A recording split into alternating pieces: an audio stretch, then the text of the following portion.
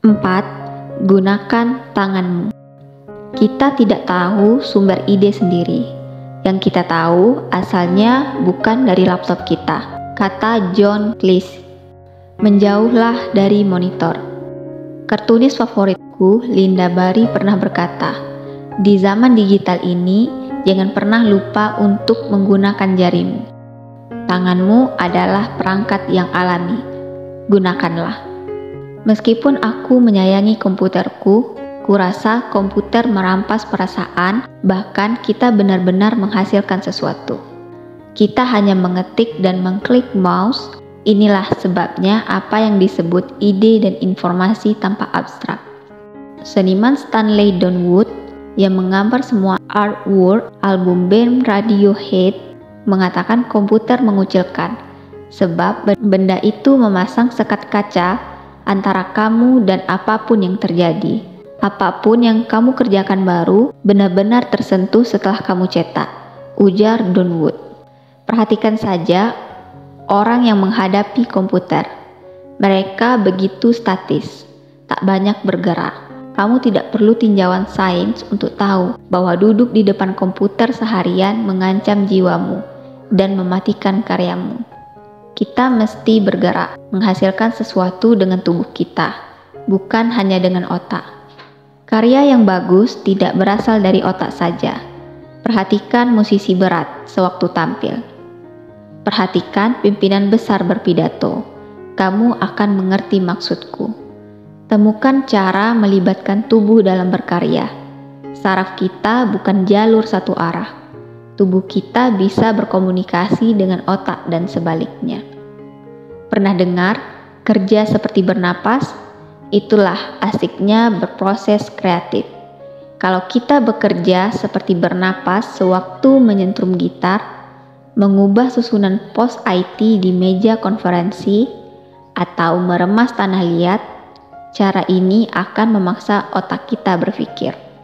Sewaktu aku ikut workshop menulis kreatif di kampus, semua karya kami harus berspasi ganda dengan memakai huruf Times New Roman.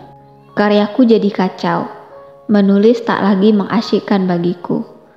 Menurut penyair Kay Ryan, sebelum ada jurusan penulisan kreatif, workshop atau bengkel adalah lokasi. Seringkali di lantai dasar, tempatmu menjahit, memalu, mengebor, atau merancang sesuatu. Penulis Brian Kittley mengaku berusaha agar bengkelnya sesuai makna asli kata workshop. Ruangan yang terang, segar, penuh peralatan dan bahan mentah. Sedangkan kerjanya menggunakan tangan. Karya yang bagus bukan hasil olahan otak saja. Cukup lama kupandangi layar komputer persegi panjang yang datar berkilau.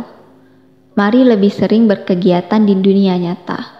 Menanam pohon, jalan-jalan dengan anjing, membaca buku, menonton opera, kata Edward Tufte. Setelah memakai peralatan manual lagi dalam proses, barulah berkreasi jadi menyenangkan lagi dan karyaku mulai berkembang. Buku pertamaku, Newspaper Blackout, kuusahakan diproses semanual mungkin. Setiap puisi di buku itu dibuat dari artikel koran dan spidol permanen. Proses ini memanfaatkan indera-inderaku. Rasa koran cetak di tangan, kata-kata menjadi samar di bawah tulisanku.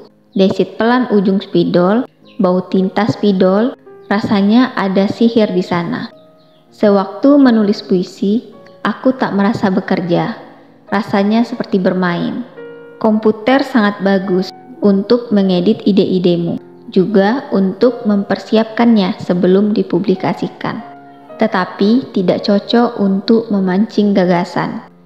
Terlalu besar kemungkinan memencet tombol delete. Komputer memunculkan sisi perfeksionis yang rewel dalam diri kita. Ide yang belum ada pun kita edit.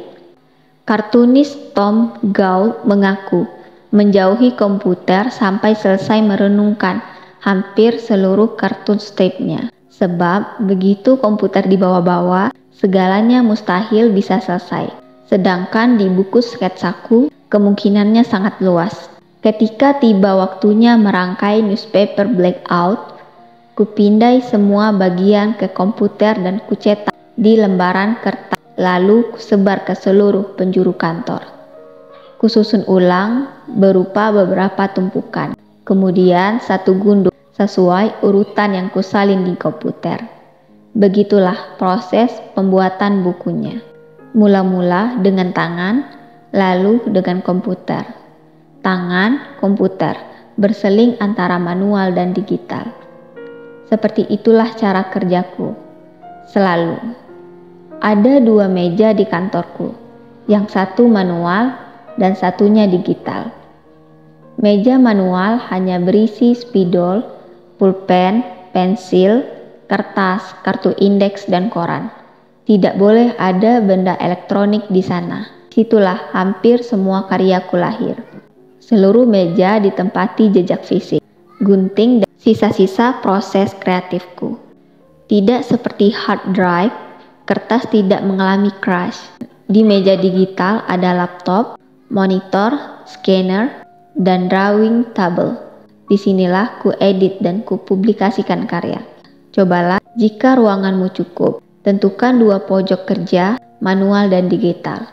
Untuk pojok manual, jauhkan semua benda elektronik.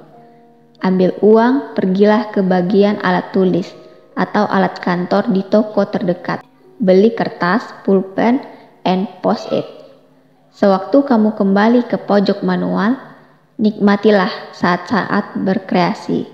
Menulislah di kertas, gunting-gunting, lalu rekatkan kembali. Bekerjalah sambil berdiri.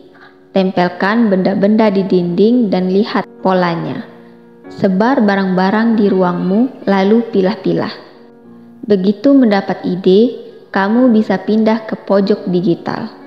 Gunakan komputer untuk melaksanakan dan menyebarluaskan gagasan. Ketika pikiran buntu, kembalilah ke pojok manual, lalu bermain.